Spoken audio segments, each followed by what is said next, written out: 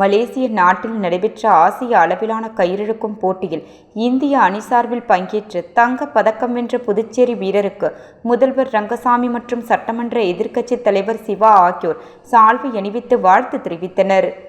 கடந்த 24ஆம் தேதி முதல் 26ஆம் தேதி வரை 3 நாட்கள் மலேசியா நாட்டில் ஆசிய அளவிலான ஆடவர் மற்றும் மகளிர் அணிகளுக்கான கயிறு இழுக்கும் போட்டிகள் நடைபெற்றது. மொத்தம் 12 நாடுகளை சேர்ந்த வீரர் வீராங்கனைகள் கலந்து கொண்ட இப்போட்டியில் புதுச்சேரி மாநிலத்தை சேர்ந்த விளையாட்டு வீரர்கள் வெங்கடேசன், அஜய், பிரசாத், குரு பிரசாத் மற்றும் வீராங்கனைகள் ஜெயக்குமாரி ஆகியோரும் இந்திய ஆடவர் மற்றும் மகளிர் அணிகள் சார்பில் பங்கேற்று விளையாடினர். இந்நிலையில் 23 வயதிற்கு உட்பட்டவர்களுக்கான பிரிவில் இந்திய ஆடவர் அணி தங்க பதக்கமும் 23 வயதிற்கு உட்பட்டவர்களுக்கான இருபாலர் அணி வெண்கல பதக்கமும் வென்று சாதனை படைத்தது.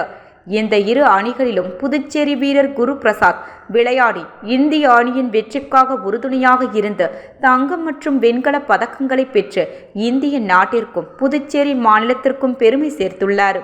பதக்கம் வென்ற வீரர் குரு பிரசாத் மற்றும் சக வீரர்கள் இன்று சட்டப்பேரவையில் முதல்வர் ரங்கசாமி மற்றும் புதுச்சேரி மாநில கயிறிழக்கும் சங்கத்தின் தலைவரும் எதிர்க்கட்சி தலைவருமான சிவா ஆகியோரை சந்தித்து வாழ்த்து பெற்றனர். தொடர்ந்து முதல்வர் ரங்கசாமி வீரர் குரு பிரசாத்திற்கு சால்வை அணிவித்து வாழ்த்து தெரிவித்தார்.